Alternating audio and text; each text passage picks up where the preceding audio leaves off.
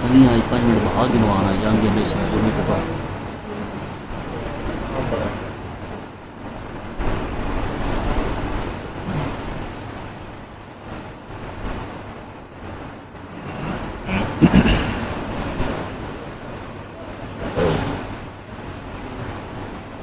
گھڑی بند کھڑی تھی یہ جمعہ 2-2:30 بجے ہونا تو 5 بجے آئی کھڑی ہے.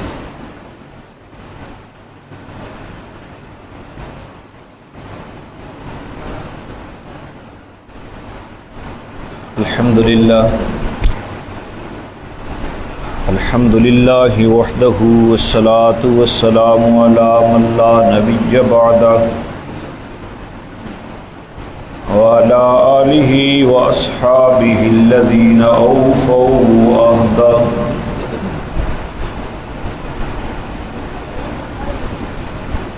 اما بعد فاعوذ باللہ من الشیطان الرجیم. بسم اللہ الرحمن الرحیم. لقد كان لكم في رسول الله أسوة حسنة. سبحان ربك رب العزة عما يصفون وسلام على المرسلين والحمد لله رب العالمين. سبحانك لا علم لنا إلا ما علمتنا إنك أنت العليم الحكيم. رب اشرح لي صدري ويسر لي أمري واحلل عقدة من لساني يفقهوا قولي. رب يسر ولا تعسر وتممه بالخير وبك نستعين. اللهم إنا نسألك علما نافعا ورزقا واسعا وعملا متقبلا. اللهم صل على سيدنا محمد وعلى آل سيدنا محمد افضل صلواتك بعدد معلوماتك وبارك وسلم. اللهم صل على محمد النبي الأمي وعلى آله وسلم تسليما. گرامی قدر سامعین حضرات، آج اللہ کی توفیق سے سیرت النبی صلی اللہ علیہ وسلم کے مقدس عنوان پر 40واں جمعۃ المبارک ہے. اللہ کریم صحیح بیان کرنے کی توفیق عطا فرمائے اور فریقین کو اس کے مقتضا پر 100% عمل کی توفیق نصیب فرمائے. پچھلے جمعہ پر یہ بات ہوئی کہ قریش مکہ نے رسول اللہ صلی اللہ علیہ وسلم کے قتل کا پروگرام بنا لیا تو مسلمان شیب ابی طالب میں معصور ہو کر رہ گئے اور انہوں نے ایک معاہدہ تحریر کر کے کعبۃ اللہ کے اندر لگا دیا کہ جب تک بنی ہاشم کے لوگ محمد کو ہمارے حوالے نہیں کر دیتے قتل کرنے کے لیے، اس وقت تک بنی ہاشم کے ساتھ کوئی بندہ نکاح نہ کرے، ان کی خوشی میں شریک نہ ہو، ان کی غمی میں شریک نہ ہو، ان کو راشن نہ پہنچائے، اور ان کے ساتھ بالکل مکمل بائیکاٹ کر دیا گیا. 3 سال کے بعد مسلمان شیب ابی طالب سے باہر آئے اور اس ایک ظالمانہ بائیکاٹ کا خاتمہ ہوا. گویا یہ ایک جیل تھی اور ایک بہت بڑے مشکل حالات تھے، لیکن اسلام کے پروانوں نے اس کو بڑا خوبصورت طریقے سے نبھایا، اس مشکل وقت کو گزارا اور یہ معاملہ اپنے اختتام تک پہنچا، جس کی پوری تفصیلات پچھلے جمعے پر آپ سن چکے۔ اب اس سے آگے چلتے ہیں۔ آپ صلی اللہ علیہ وسلم شیب ابی طالب کے بائیکاٹ کے بعد آپ نے اپنی رفتار کم نہیں کی۔ یہ ہوتا ہے استقلال، ڈاما ڈول نہیں ہوئی، بلکہ رسول اللہ صلی اللہ علیہ وسلم اپنی محنت کو جاری رکھے ہوئی، اسی طرح جاری رکھے ہوئی۔ آپ حرم میں تشریف فرما ہیں، اپنے صحابہ کے ساتھ بیٹھے ہیں، تو نجران کا 20 رکنی وفد آیا، عیسائیوں کا 20 آدمی۔ یہ نجران مکہ اور یمن کے درمیان کا علاقہ ہے۔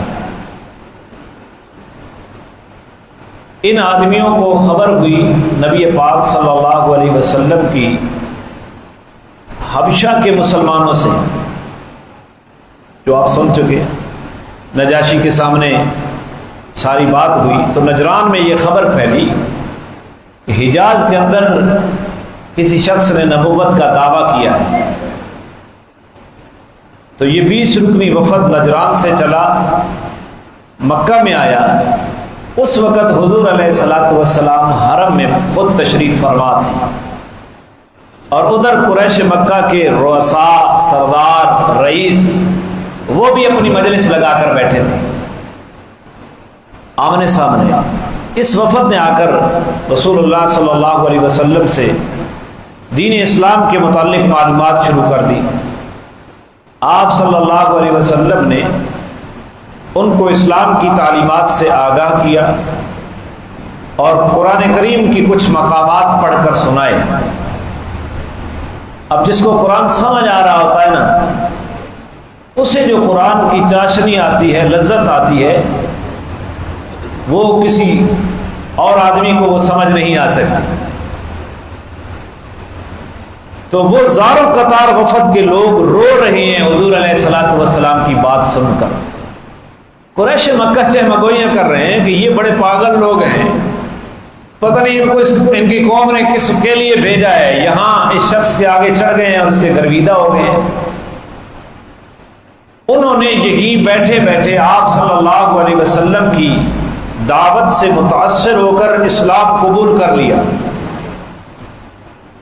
جب ان لوگوں نے اسلام قبول کر لیا تو یہ جانے لگے واپس، تو ان کا گزر قریش مکہ کی مجلس سے ہوا۔ تو سرداروں نے کہا کہ تمہیں تو تمہاری قوم نے بھیجا تھا حالات کی آگاہی کے لیے، اور تم سے بھی بڑا کوئی پاگل ہے کہ تم یہاں آ کر اس شخص کی دعوت کے اوپر لڈو ہو گئے ہو اور آنسو بہا رہے تھے۔ تو ان لوگوں نے جواب میں کہا کہ ہماری تمہارے ساتھ کوئی بات نہیں ہے، ہم اپنے معاملے کو خود جانتے ہیں، آپ اپنا معاملہ سمجھیں، ہم اپنے معاملات کو خود سمجھتے ہیں، لہذا ہم تم سے سلام کر کے معذرت کرتے ہیں۔ یہ لوگ چلے گئے اور اسلام انہوں نے قبول کر لیا۔ قرآن مقدس نے سورۃ القصص کی آیت نمبر 52 میں اس کا تذکرہ کیا، اسی بات کا۔ پارہ نمبر 20 ہے، الذین آتیناہم الکتاب۔ یہ چونکہ عیسائی تھے نا، وہ لوگ جن کو ہم نے کتاب عطا کی، یعنی انجیل عطا کی، من قبل ہی، اس قرآن سے پہلے جن لوگوں کو ہم نے کتاب عطا کی تھی، یعنی انجیل، ہم بہ یؤمنون، وہ اس قرآن کے اوپر بھی ایمان لاتے ہیں، وہ اس قرآن کے اوپر بھی ایمان لاتے ہیں۔ وَإِذَا يُتْلَى عَلَيْهِمْ، اور جب ان کو یہ قرآن پڑھ کر سنایا جاتا ہے، قَالُوا آمَنَّا بِهِ، تو وہ کہتے ہیں کہ ہم اس قرآن کے اوپر ایمان لے آئے، اِنَّهُ الْحَقُّ مِن رَبِّنَا، کہ یہ قرآن ہمارے رب کی جانب سے حق ہے، اِنَّا كُنَّا مِن قَبْلِهِ مُسْلِمِينَ، ہم تو اس کے نزول سے پہلے بھی اس کو ماننے والے تھے، ہم تو اس کے نزول سے، کیونکہ ہماری کتاب خبر دے رہی تھی، ایک وقت آئے گا آخری نبی نے آنا ہے اور اس کے اوپر ایک کتاب آنی ہے، وہ نبی تمام نبیوں کا سردار ہوگا اور اس کی کتاب تمام کتابوں کی سردار ہوگی۔ تو وہ لوگ یہ کہتے ہیں ہم اس قرآن کے اوپر ایمان لے آئے، آج نہیں، ہم تو اس کے نزول سے پہلے بھی اس کو ماننے والے تھے۔ اور اللہ تعالیٰ نے فرمایا اولئک یؤتون اجرهم مرتین، یہ ایسے لوگ ہیں جن کو اللہ اجر بھی دوہرا دیتا ہے، جن کو اللہ اجر بھی دوہرا اجر اللہ دیتا ہے ان کو۔ کیوں؟ ایک پچھلے آسمانی کتاب کے اوپر ایمان لانے کی، اور دوسرا حضور علیہ الصلوۃ والسلام کے اوپر ایمان لانے کی۔ دوسری بات یہ ہے کہ یہ انتہائی مشکل کام ہے کہ ایک آسمانی مذہب کا بندہ قائل ہو اور پھر ایک اور مذہب آ جائے تو اس کو چھوڑ کر قبول کر لینا۔ جب اس کو یہ چھوڑیں گے تو پہلے دین والے لوگ جو ان کے ساتھی تھے وہ ان کے دشمن بن جائیں گے۔ تو اللہ تعالیٰ نے فرمایا کہ یہ وہ لوگ ہیں جن کو دوہرا اجر دیا جائے گا، بما صبروا، ان کی استقامت اور صبر کے باعث، وَيَدْرَؤُونَ بِالْحَسَنَةِ السَّيِّئَةَ، اور وہ نیکی سے برائی کا دفعیہ کرتے ہیں، نیکی سے برائی کو نیکی سے ٹالتے ہیں۔ وَمِمَّا رَزَقْنَاهُمْ يُنْفِقُونَ، اور ہم نے جو ان کو رزق دیا ہے وہ اس میں سے خرچ کرتے ہیں۔ وَإِذَا سَمِعُوا اللَّغْوَ، اور جب وہ کوئی لغو بات سنتے ہیں، اعرضوا عنها، تو وہ اس سے اعراض کرتے ہیں، اینٹ کا جواب پتھر سے نہیں دیتے۔ قریش مکہ نے کہا تم بڑے پاگل ہو، تم کدھر آ گئے ہو، تمہیں تمہاری قوم نے کس کے لیے بھیجا تھا، یہاں تم اس شخص کی دعوت کے اوپر ایمان لانے والے بن گئے۔ تو اللہ نے فرمایا وَإِذَا سَمِعُوا اللَّغْوَ، جب وہ کسی طعن و تشنیع کو سنتے ہیں تو وہ اس سے اعراض کر دیتے ہیں، چشم پوشی کر لیتے ہیں۔ وَقَالُوا لَنَا أَعْمَالُنَا وَلَكُمْ أَعْمَالُكُمْ، اور جواب میں کہتے ہیں ہمارے لیے ہمارے اعمال اور تمہارے لیے تمہارے اعمال، تم اپنے دین پر چلو ہم اپنے دین پر چلیں گے۔ سلام علیکم، تمہاری اوپر سلامتی ہو۔ بھائی بابا سلام ہے ساڑھی تر کوئی سلامتی ہے، یا اس کا معنی یوں بھی کیا جا سکتا ہے کہ اللہ تمہیں سلامتی عطا کرے اسلام کی توفیق دے کر۔ سلام علیکم، تمہارے اوپر سلام ہو، لا نبتغی الجاہلین، ہم جاہلوں کے ساتھ بحث نہیں کرنا چاہتے، ہم جہالت نہیں کرنا چاہتے، جہالت کا مظاہرہ نہیں کرنا چاہتے۔ تو یہ آیت نمبر 52 سے لے کر آیت نمبر جو ہے 55 تک یہ قرآن کریم ان کے حق میں نازل ہوا۔ اللہ تعالیٰ نے اس کو یہاں ذکر فرمایا ہے اسی وفد نجران کے بارے میں۔ اب اس سے آگے چلتے ہیں۔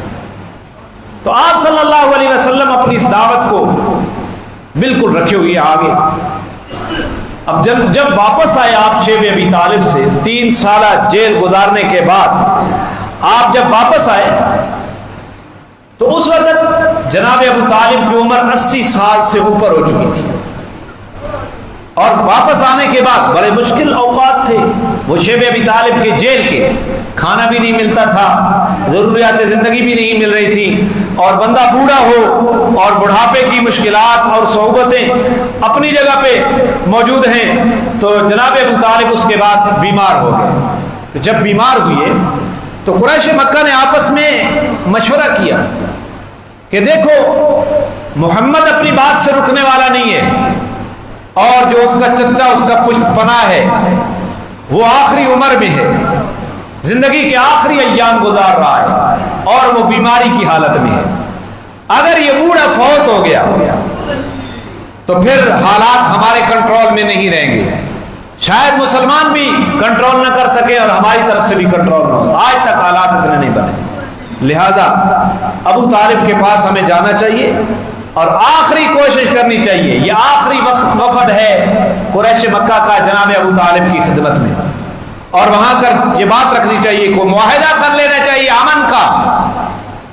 چنانچہ اس تجویز کے اوپر قریش مکہ کے 25 سردار جمع ہوئے، اور 25 سرداروں کا وفد، آپ میری طرف توجہ رکھیں، 25 سرداروں کا وفد جو ہے وہ تیار ہوا، اور اس وفد نے جناب ابو طالب کے پاس جا کر ملاقات کی۔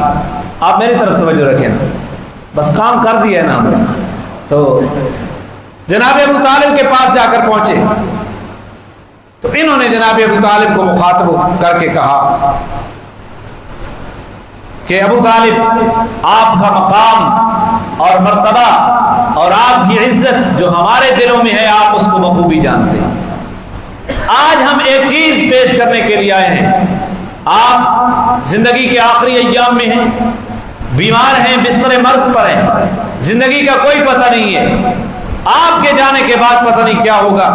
انہوں نے آپس میں مشورہ کیا تھا کہ یہ بوڑھا اگر مر گیا، اس کے بعد اگر ہمارے ہاتھوں محمد کو کوئی نقصان پہنچا تو پوری دنیا کے لوگ ہمیں طعنہ دیں گے کہ جب تک ابو طالب زندہ تھا تو تم اس کے بھتیجے کا کچھ نہیں بگاڑ سکے، آج ابو طالب دنیا سے چلا گیا تو تم نے اس نے بھتیجے کے ساتھ یہ ظلم کیا ہے، لہذا جانا چاہیے۔ گئے اور جناب ابو طالب سے بات کی، آپ کا جو مقام اور عزت ہے، ہم چاہتے ہیں کہ ہم آپ کے بھتیجے کے ساتھ آپ کی زندگی کے اندر کوئی ایسا معاہدہ کر لیں کہ بس وہ اپنے دین کے اوپر قائم رہیں اور ہمیں کچھ نہ کہیں، اور ہم اپنے دین پر قائم رہیں، اسے کچھ نہ کہیں، مصلحت بھی اوپر آ جائے۔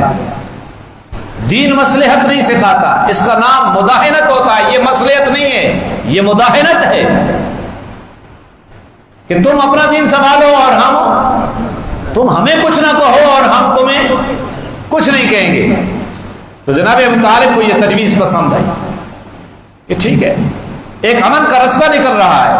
تو جناب ابو طالب نے جناب محمد کریم علیہ الصلوۃ والتسلیم کو بلا بھیجا، بھتیجے آؤ، یہ تمہاری قوم کے معزز سردار آج ایک مطالبہ لے کر آئے ہیں۔ تو جناب نبی پاک صلی اللہ علیہ وسلم نے اپنے چچا کی طرف رخ کرتے ہوئے آپ نے پوچھا، چچا جان کیا مطالبہ ہے؟ تو جناب ابو طالب نے کہا، مطالبہ تو مجھے اچھا لگا، یہ کہتے ہیں کہ ایک سلو نامہ تحریر کر لیتے ہیں کہ تم اپنے دین پر عمل کرو، ہمیں کچھ نہ کہو، اور ہم اپنے دین پر عمل کرتے ہیں، تمہیں کچھ نہیں کہیں گے۔ تو یہ ایک معاہدہ لکھ لیتے ہیں تاکہ آئندہ کے لیے مکہ کے حالات خراب نہ ہو۔ تو حضور علیہ الصلوۃ والسلام نے اپنے چچا کی طرف رخ کرتے ہوئے فرمایا، چچا جان اگر میں اس سے بہتر بات انہیں بتاؤں اور اس بات کو یہ مان لیں تو یہ عرب کے بھی بادشاہ ہوں گے اور عجم کے بھی بادشاہ ہوں گے، عجم کی بادشاہی بھی ان کے ہاتھ میں ہوگی اور عرب کی بادشاہی بھی ان کے ہاتھ میں ہوگی۔ تو حضور علیہ السلام نے 2-3 مرتبہ اس جملے کو دہرایا تو قریش مکہ بالکل سٹپٹا گئے اور سناٹا چھا گیا، پتہ نہیں کیا بات ہے۔ بلاخر انہوں نے زبان کا تالا توڑا اور بولے کہ محمد اگر ایسی کوئی تجویز ہے کہ ہم پوری دنیا کے حکمران بنتے ہیں قریش، تو ہمیں وہ ایسی تو 10 تجویزیں آپ پیش کریں تو ہم قبول کرنے کے لیے تیار ہیں۔ بات سمجھ لی یہاں تک آپ نے؟ ایسی تجویزیں تو ہم قبول کرنے کے لیے تیار ہیں۔ تو میرے نبی نے تجویز دی، لا الہ الا اللہ، کیا مان لو؟ لا الہ، اللہ کے سوا کوئی کچھ نہیں کر سکتا۔ لا الہ الا اللہ کا کیا معنی ہے؟ اللہ کے سوا کائنات کا ذرہ بھی اللہ کے حکم کے بغیر حرکت نہیں کر سکتا، یہ ہے لا الہ الا اللہ۔ اس کے سوا کوئی معبود نہیں ہے، اس کے سوا کوئی مسجود نہیں ہے، اس کے سوا کوئی الہ نہیں ہے، اس کے سوا کوئی مشکل کشا اور حاجت روا نہیں ہے، اس کے سوا مشکلات اور مصیبتوں کو ٹالنے والا کوئی نہیں ہے، اس کے سوا کھوٹی قسمتیں کوئی نہیں کھڑی کر سکتا اور کھری قسمتوں کو گھٹا کوئی نہیں کر سکتا۔ یہ سارے الہ کے معنی ہیں۔ لا الہ الا اللہ کو مان لو، تم اس لا الہ الا اللہ کے اوپر ایمان کی برکت سے قریش مکہ عرب کے بادشاہ ہوگے اور عجم تمہارا زیر نگی ہوگا، عرب و عجم کی بادشاہی تمہارے ہاتھ میں ہوگی۔ تو ابو جہل بولا، اس نے کہا محمد تو نے کئی الہوں کو ایک الہ بنا دیا ہے، ہم تو کہتے ہیں وہ بھی مشکل کشا ہے اور یہ بھی مشکل کشا ہے، وہ بھی حاجتیں پوری کرتے ہیں اور یہ بھی حاجتیں پوری کرتے ہیں، تو نے ساری بات ایک کے اندر بند کر دیے کہ ایک کے علاوہ یہ کوئی کچھ نہیں کر سکتا۔ تو ابو جہل نے اپنے اس 25 رکنی وفد کو یہ بات کہی، چھوڑو محمد کو اپنے دین کے اوپر اور اپنے آبا و اجداد کے دین کے اوپر ڈٹ جاؤ، یہ تمہاری بات کو ماننے والا نہیں ہے اور تمہارے ساتھ کسی بات کے اوپر تجارت کرنے والا نہیں ہے، لہذا پوری ثابت قدمی کے ساتھ اس کا مقابلہ کرو۔ اور یہ قریش مکہ کا وفد یہاں سے اٹھ گیا، یہاں سے حضور علیہ السلام نے سودا بازی کی جی نہیں سودا بازی کی۔ اب میں قرآن سناتا ہوں، قرآن کریم نے اسی کا تذکرہ سورۃ الصاد میں کیا ہے۔ سورۃ الصاد کی پہلی ذکر، صاد حروف مقطعات میں سے، اس کی حقیقی مراد کو تو اللہ جانتا ہے کہ کیا ہے۔ والقرآن ذی الذکر، قسم ہے نصیحت بھرے قرآن کی، قسم ہے جب قرآن کو سمجھا ہی نہ جائے تو نصیحت کس طرح بن سکتی ہے؟ جس کا ترجمہ ہی نہ پڑھا جائے تو نصیحت کس طرح بن سکتی ہے؟ والقرآن ذی الذکر، قسم ہے نصیحت بھرے قرآن کی، بل الذین کفروا فی عزت و شقاق، کہ جن لوگوں نے کفر اپنا لیا ہے وہ کسی اور وجہ سے نہیں کافر، بلکہ وہ اب انہوں نے ایک بناوٹی گھمنڈ اور غرور کے اندر وہ مبتلا ہیں اور وہ ہٹ دھرمی کا شکار ہیں۔ وہ ہٹ دھرمی کی وجہ سے آپ کی بات کو نہیں ماننا چاہتے، غرور اور تکبر کی وجہ سے آپ کو بات نہیں ماننا چاہتے۔ اور ان کو یہ بات بتا دو، کم اہلکنا من قبلہم من قرن، ہم نے ان سے پہلے کتنی بستیاں ہلاک کی، یہ تو کچھ بھی نہیں ہے۔ قوم عاد کے قد 70 گز تھے، حضرت ہود کے مقابلے میں آئے، ہم نے ہوا کا جگر چلا کر ان کو جڑ سے اکھیڑ کے پھینک دیا۔ قوم فرعون کو ہلاک کر دیا بحر کلزم میں۔ قوم لوط کو جبریل امین نے ایک پر کے اوپر اٹھایا، پوری بستی آسمان تک لے گئے اور الٹا دی، اوپر سے پتھروں کی بارش کر دی۔ قوم نوح کو بارش برسا کر طوفان میں غرق کر دیا۔ ان کا گھمنڈ آپ کی نبوت کو نہیں مان رہا، ان کی ہٹ دھرمی آپ کی دعوت کو نہیں مان رہی، تو انہیں بتا دو ہم نے تم سے پہلے کتنی بستیوں کو ہلاک کیا ہے۔ فنادوا ولات حین مناس، پھر انہوں نے ہمیں پکارا، آوازیں دی، اللہ ہمیں بچا لے، لیکن یہ وقت وہ تھا کہ جب نجات کا وقت باقی نہیں رہا تھا، اب وقت ہاتھ سے نکل گیا تھا، اس وقت انہوں نے پکارا۔ فرعون نے بھی کہا تھا نا، جب بحر کلزم میں ہلاک ہو رہا تھا اور یہاں تک موجیں پہنچی ہوئی ہیں، اسرائیل علیہ السلام سامنے آ گئے، وہ کہتا ہے رب میں موسیٰ اور ہارون کے رب کے اوپر ایمان لے آیا ہوں، تو اس وقت جواب میں کہا اب ایمان لاتا ہے، اب کا ایمان قابل قبول ہو، جب روح نکل رہی ہوتی ہے اس وقت نہ ایمان قبول ہوتا ہے نہ توبہ قبول ہوتی ہے۔ تو ان قوموں کو ہم نے ہلاک کیا تھا، ابو جہل اینڈ کمپنی کو بتا دو، یہ آپ کی دعوت کو نہیں مان رہے، لہذا ہم نے ان قوموں کو جب تباہ و برباد کر دیا ہے، ہم تمہاری اکڑ اور تمہارے غرور کو بھی خاک میں ملائیں گے۔ انہوں نے بھی اس وقت جب ہم ان کو تباہ و برباد کر رہے تھے اس وقت ہمیں پکارا تھا، لیکن یہ وہ وقت تھا کہ جب وقت ہاتھ سے نکل گیا تھا۔ واجب ان جاءہم منذر منہم، ان مکہ کے چودھریوں اور سرداروں کو اس بات سے تعجب ہے کہ ایک ڈرانے والی ہستی پیغمبر انسانیت میں سے مبعوث ہوا ہے، انہی کے ہم جنس ہے کہ وہ بھی انسان ہے، اس کے بھی ماں باپ ہیں آمنہ اور عبداللہ، اور اس کا بھی ایک خاندان ہے۔ ان کو اس لیے تعجب ہو رہا ہے آپ کی نبوت ماننے کے اوپر کہ نبی انسانوں میں سے کیوں آیا ہے۔ وقال الکافرون ھذا ساحر کذاب، اور کافر کہتی ہیں کہ یہ پیغمبر نہیں ہے، یہ جادوگر ہے، معاذ اللہ، یہ پیغمبر نہیں ہے بلکہ کیا ہے، جادوگر ہے۔ کافر کہتے کذاب ہے، یہ جھوٹا ہے، معاذ اللہ۔ حضور سے بڑھ کر کائنات میں سچا کون ہو سکتا ہے؟ حضور کو ساحر کہا گیا، جادوگر۔ کسی کے اوپر جادو کیا تھا؟ آپ کو تو جادو کا علم بھی نہیں آتا تھا، جادو علم زار ہے۔ آج یہ الگ بات ہے کہ نسل پیغمبر میں ہونے کا دعوے دار اللہ کے نبی کی امت کے اوپر جادو کر رہا ہے اور اپنے آپ کو نسل پیغمبر سے کہتا ہے، یہ الگ بات ہے، میں اس ٹاپک کے اوپر نہیں جانا چاہتا۔ اور ساحر نبی کو کہا اور پیغمبر کو کذاب کہا، جس کی صداقت اور امانت کے وہ خود بھی گن گاتے تھے، ان کا دل بھی اس بات کا اعتراف تھا۔ آپ اپنے آپ سے پوچھیں، کبھی مجھے دین کی وجہ سے جادوگر کہا گیا؟ کبھی مجھے کذاب کہا گیا؟ تو کیا میرا دین پھر اس معیار کا ہے کہ جب میرے دین کے متعلق اتنی بات نہیں کہی؟ اجعل الآلہۃ الہا واحدہ، جب حضور نے فرمایا کہ میں تمہیں ایسی بات بتاتا ہوں کہ اس کو قبول کر لو تو تم عجم کے بھی بادشاہ بن جاؤ گے، تم عرب کے بھی بادشاہ بن جاؤ گے، تو وہ دعوت کیا ہے؟ انہوں نے کہا ہم تو ایسی 10 تجویزیں ماننے کے لیے تیار ہیں، بسم اللہ کریں۔ تو حضور نے فرمایا لا الہ الا اللہ کہہ لو۔ کیا کہہ لو؟ کیا مانا ہے لا الہ الا اللہ کا؟ یاد کر لو، لا الہ الا اللہ کا مانا کیا ہے؟ یوں مانا کرو اللہ کے بغیر کائنات میں کوئی کچھ نہیں کر سکتا، نہ کوئی ایس ایچ او، نہ کوئی ایم پی اے، نہ کوئی وزیر اعظم، نہ کوئی ایم این اے، نہ امریکہ، نہ نیٹو، اور اس کی تازہ مثال افغانستان ہے، کچھ کر سکے؟ روس ان کا کچھ بگاڑ سکا؟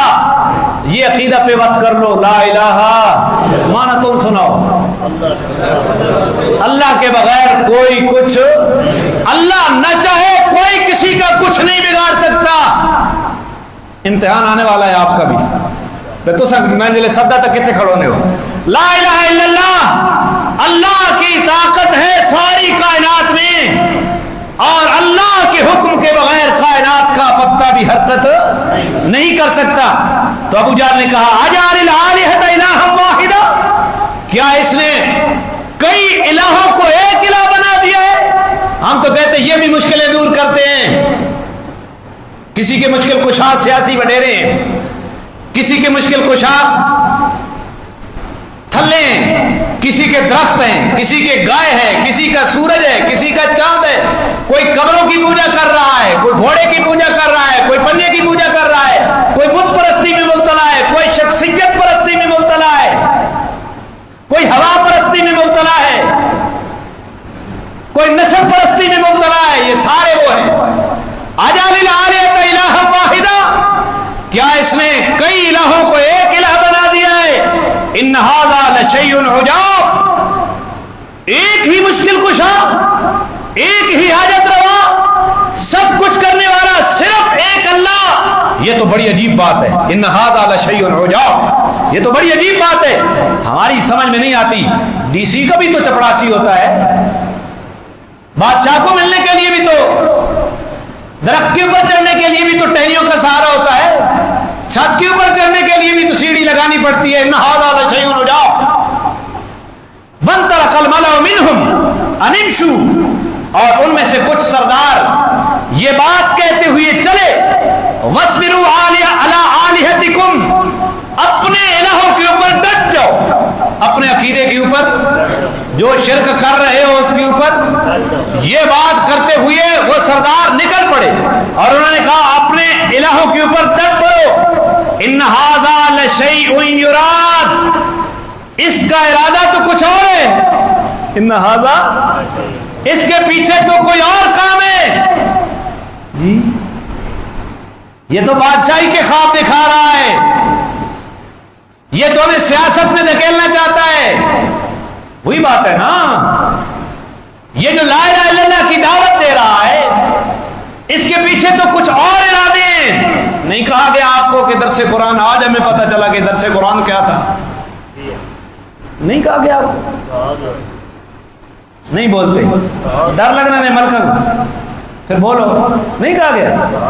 ہمیں آج پتہ چلا ہے کہ جو اس دین دین دین دین کا مطلب کیا تھا، انہوں نے بھی یہی کہا، قریش مکہ کے سرداروں نے، ان ھذا لشیء یراد، اس لا الہ الا اللہ کی دعوت کے پیچھے کوئی اور بات چھپی ہے، یہ سرداری چاہتا ہے، یہ اقتدار کا بھوکا ہے، یوں کہہ لو یہ اسلام نہیں اسلام آباد چاہتا ہے، یہ سب کچھ ہو رہا ہے ہمارے ساتھ۔ ان ھذا لشیء یراد، اور آج نہیں کہا جاتا دین کا اقتدار کے ساتھ کیا تعلق، دین کا سیاست کے ساتھ کیا تعلق؟ تو قائد ملت اسلامیہ حضرت مولانا فضل الرحمان نے کہا تھا کہ ہم دین کو، ہم سیاست کے لیے مذہب کارڈ استعمال نہیں کرتے، تمہاری بھول ہے، مذہب ہمارا کاز ہے، مذہب ہمارا مشن ہے، اسی مذہب کو اقتدار پر لانے کے لیے ہم سیاست کیا کرتے ہیں، لہذا میں مت آنا دو، کارڈ تو دور کی بات ہے، ہم اس سے آگے جا چکے ہیں۔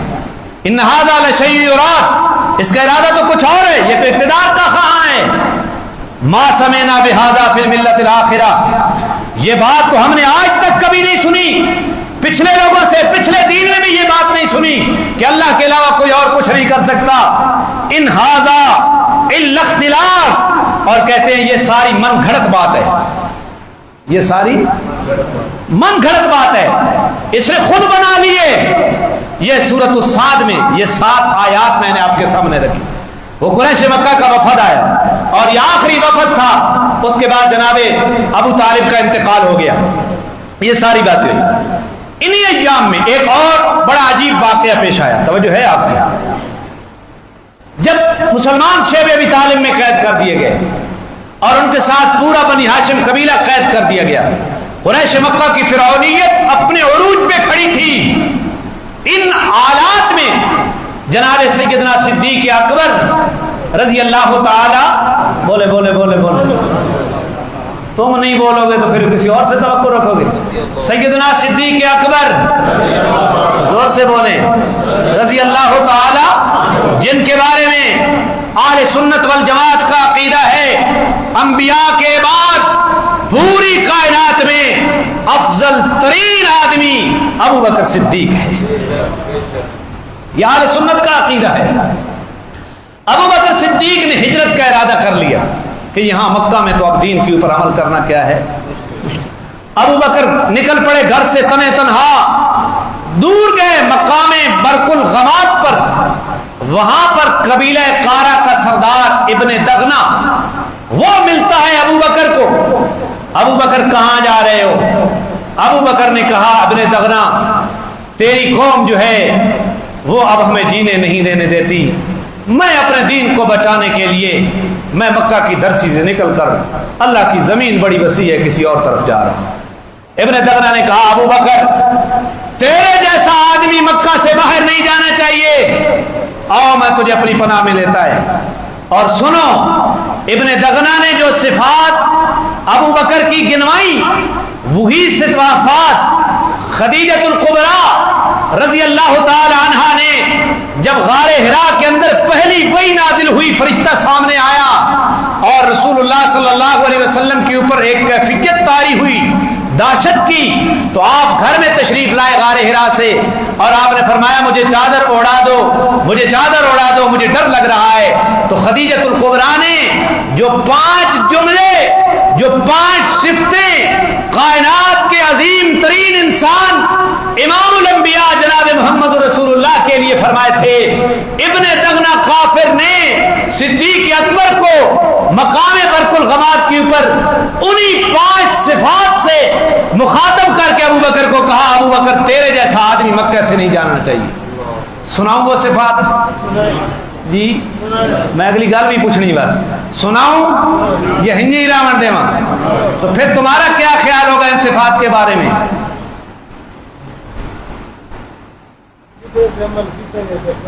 ہاں مولوی اور یہ کہ کھڑوں میں دسی پچھو نس رسا جی یہ حاضری لوا کے اسی گلی چ وہ 5 صفات جو خدیجۃ الکبریٰ نے، تو وعدہ ہے بھائی کہ ہم بھی اپنی زندگی میں یہ 5 صفات لائیں گے جی، یا تھانے سے ڈر جائیں گے ہیں، یا کسی جتھے والے سے ڈر جائیں گے، یا کسی یورو والوں سے ڈر جائیں گے، ڈالر والے سے ڈر جائیں گے؟ وہ 5 صفات اپنے اندر پیدا کرنی ہے۔ ابن دغنہ نے کہا، خدیجۃ الکبریٰ نے کس کے بارے میں کہی تھی؟ اور ابن دغنہ کافر وہی صفات کس کے بارے میں کہہ رہا ہے؟ ابو بکر، تیرے جیسا آدمی مکہ سے نہیں نکلنا چاہیے۔ انک لتصل الرحم، تیری پہلی صفت یہ ہے کہ تو رشتے کو جوڑتا ہے، تو رشتے کو، تو تویت لکھ کے رشتے توڑینا نہیں، تو رشتوں کو جوڑتا ہے۔ لتصل الرحم، حضور نے فرمایا صلہ رحمی یہ نہیں ہے کہ جو تجھ سے جڑے تو اس سے جڑے، صلہ رحمی یہ ہے جو تجھ سے کٹے تو اس سے جڑ، جو تجھ سے کٹے۔ انک لتصل الرحم، ابو بکر تیری ایک صفت یہ ہے کہ تو صلہ رحمی کرتا ہے، رشتہ داری کو جوڑتا ہے۔ تو یہاں رشتہ داری ہے، ایک رشتہ دار مصیبت میں پھنس جائے تو دوئی بیٹھے انہیں انتظار ہے سانو کو آنکھ کے سدنا تو وت مکاڑا ہے تھوڑے منہ تے انک لتصل الرحم تو کیا کرتا ہے صلہ رحمی کرتا ہے. اگر تیرا رشتہ حق کے اوپر کھڑا ہے تو اس کے ساتھ جڑ جا. اگر وہ ناحق کے اوپر کھڑا ہے تو اس کو ناحق سے پیچھے ہٹا. یہ بھی صلہ رحمی ہے. انک لتصل الرحم وتحمل الکلہ ابو بکر تو وہ ہے جو لوگوں کے بوجھ اٹھاتا ہے. جی اس دے سے رمانا نہیں بے کہیں کو شاپر گن بادشاہ تھوڑے گھر تک پہنچا آنے وتحمل الکلہ تو لوگوں کا آگا چاہ گی نا. کوئی سمجھ آئی جی نہیں تو آ جائے گی, نہیں تو تھوڑے دنوں میں آ جائے گی. وتحمل الکلہ تو لوگوں کے بوجھ اٹھانے والا ہے. بوجھ کسی اور کا ہے, اٹھا کون رہا ہے؟ بولو بولو بولو بولو. مصیبت کسی اور کی ہے, اٹھا کون رہا ہے؟ گواہی کون دے رہا ہے؟ ایک کافر. اور خدیجۃ الکبریٰ گواہی دے رہی ہے وتحمل الکلہ میرے نبی کے بارے میں. میرا نبی اللہ تجھے رسوا نہیں کرے گا. آپ کو ڈر لگ رہا ہے, تو لوگوں کے بوجھ اٹھانے والا ہے. انک لتصل الرحم وتحمل الکلہ وتعین علی نوائب الحق. اور جب مصیبتیں آ جائیں تو حق کے ساتھ کھڑا ہو جاتا ہے. جب کوئی مشکل میں آ جائے, مصیبت میں آ جائے تو جہاں حق ہو جاتا ہے تو حق کے ساتھ. میں پوری دعوت دے رہا ہوں آپ کو, پتہ نہیں آپ کے سر سے گزر رہی ہوگی. وتعین علی نوائب الحق, مصیبت زدوں کے ساتھ تو حق کے ساتھ کھڑا ہو جاتا ہے. کون جی تم کون ہو؟ تم کون ہو؟ صدیق کے ماننے والے ہو یا نہ ماننے والے؟ اور یہی بات خدیجۃ الکبریٰ نے حضور کے بارے میں فرمایا, تم کس کی امت ہو؟ لوگوں کے مصائب میں حق کے ساتھ کھڑے ہونے والا, اور لوگوں کے قرض کے بوجھ کو تو اٹھا دیتا ہے, قرض کا ذمہ دار بن جاتا ہے. صدیق اکبر کو وہ کہتا ہے آخری صفت. حضور بھی لوگوں کے قرض کی ذمہ داری لے لیتے تھے, میں ضامن ہوں, یہ اس نے قرض نہ دیا تو. ابو بکر بھی یہی کام کرتا تھا. وَتُقْسِمُ الْمَعْدُومِ, اور جو بے روزگار ہیں تو ان کے لیے روزگار کے مواقع پیدا کرتا ہے. یہ بھی دین ہے. یہ بھی کیا ہے؟ دین ہے. لوگوں کو روزگار فراہم کرتا ہے. یہاں سارے بیکاری بنانے کے اوپر میں تلے ہوئی ہے. لوگوں کو تو کیا کرتا ہے؟ سنو, تو صلہ رحمی کرتا ہے, تو مصائب میں حق کے ساتھ کھڑا ہوتا ہے, تو لوگوں کا بوجھ اپنے کندھے پہ اٹھا لیتا ہے, تو لوگوں کے قرض کے بوجھ کا بھی اٹھا لیتا ہے, اور تو لوگوں کو روزگار فراہم کرتا ہے. ابو بکر تیرے جیسا آدمی مکے سے نہیں نکلنا چاہیے. مکے سے واپس آ, میں تجھے پناہ دیتا ہوں. کیا خیال ہے؟ ڈاکٹر سکندر سارے چپ کر گئے نا, چپ کر گئے سارے. ویسے یہ مواعد ہیں لا الہ الا اللہ والے. کیا خیال ہے, کو بوجھ آ جائے تو اٹھا لو گے؟ نہیں ڈلی ڈلی ہے. ایک انشاءاللہ پاکستانی ہے تو ایک انشاءاللہ قرآنی ہے. کیڑی ہے؟ کوئی بوجھ آ جائے اٹھا لو گے, کوئی مصیبت آ جائے گی اٹھا دو گے, یا انتظار کرو گے. ساڈے دے ریکارڈ آس کی تتا جڑے کارڈن دے انتظار کرے نے وہ تڑی انہوں نے نہیں لگنی, وہ کن دے انہیں تے ڈھل بھی نہیں لینے. سانو کہ پئی ہے کہیں پیچھے گھڑی بننی. ابو بکر تیرے جیسا, ہاں میں نے پورا پیغام دے دیا ہے, کسی کو بھول میں نہ رہے. بھول میں بالکل نہیں رہنا چاہیے. اور ہم ابو بکر کو ماننے والے ہیں. جب میدان میں ہیں تو میدان میں ایسا چلا جائے, نہ حق ثابت کر دے ہم پیچھے ہٹ جائیں. اگر حق میں ہیں تو پھر ہم ابو بکر والے ہیں, پھر ہم نے کلمہ محمد رسول اللہ کا پڑھا ہے. یہ نہیں ہو سکتا کہ اب ہٹ جائیں. حق نہ حق سے پیچھے ہٹ سکتے ہیں, حق سے پیچھے نہیں ہٹ سکتے, کیونکہ میرے نبی کا جو پہلا امتی ہے, جو صفات میرے نبی کی تھی وہی صفات اس پہلے امتی کی ہیں, وہی صفات ہوگی تو ایمان سلامت رہے گا۔ قرآن کیا کہتا ہے؟ قرآن کہتا ہے فَإِنْ آمَنُوا بِمِثْلِ مَا آمَنْتُمْ بِهِ فَقَدْ اهْتَدَوْا، اگر ہدایت والا ایمان چاہتے ہو تو اس طرح ایمان لاؤ جس طرح وہ لائے، اور ان وہ لانے والوں میں پہلا کون تھا؟ بولو ہدایت والا ایمان چاہتے ہو تو ہمیں اس طرح قبول ہے جس طرح وہ لائے۔ لہذا اپنی کیٹیگری تم خود ہی بنا لینا کہ ہم کس صف میں کھڑے ہیں۔ تو صدیق اکبر واپس آ، ابن دغنہ واپس لے آئے۔ ابن دغنہ کا قبیلہ قارہ تیر انداز قبیلہ تھا، جنگجو قبیلہ تھا، آل عرب اس کی تیر اندازی سے واقف تھے، لوگ ڈرتے تھے۔ ابن دغنہ نے آ کر کعبہ کا طواف کیا، اور کعبہ کا طواف کر کے قریش مکہ کو خطاب کر کے کہتا ہے میں ابو بکر کو پناہ دے کے آیا ہوں۔ ابو بکر وہ ہے، یہ حرم میں ابن دغنہ پھر کہتا ہے یہ ابو بکر وہ ہے جو صلہ رحمی کرتا ہے، جو لوگوں کے بوجھ اٹھاتا ہے، جو مصیبتوں میں حق کے ساتھ کھڑا ہوتا ہے، جو قرض داروں کا قرض اتارنے کی کوشش کرتا ہے، جو بے روزگاروں کو روزگار فراہم کرتا ہے۔ ابو بکر جیسا شخص مکہ کی دھرتی سے باہر نہیں نکلنا چاہیے، لہذا میں نے ابو بکر کو پناہ دیے۔ تو سارے سرداراں آکھا جناب ہم نے آپ کی پناہ کو قبول کر لیا، ہم نے آپ کی پناہ کو، لیکن ایک شرط ہے، ابو بکر اپنے گھر میں رہے، نماز پڑھے، قرآن پڑھے، ہمیں کوئی اعتراض نہیں ہے، شرط یہ ہے کہ گھر سے باہر آ کر نماز نہ پڑھے اور اونچی آواز میں گھر میں بھی قرآن نہ پڑھے، اونچی آواز میں بھی گھر میں قرآن کیوں؟ انہوں نے کہا یہ جب اونچی آواز میں قرآن پڑھتا ہے ساڑھے چھوڑتے جڑیاں وقت خراب تھی وینیاں، کس وجہ سے پتہ نہیں یار کیا، تو تم بیٹھ کے بیٹھے جب یہ قرآن اونچی آواز میں پڑھے گا ہماری عورتیں اور بچے قرآن کو سن کر کیا ہو جاتے ہیں؟ خراب ہو جائیں گے۔ خراب ہو رہے تھے یا بن رہے تھے؟ ابو بکر نے کہا ٹھیک ہے، لیکن ابو بکر رہنے والا کہاں تھا؟ ابو بکر کچھ دن تو گھر میں آہستہ آواز میں نماز، آہستہ آواز میں قرآن۔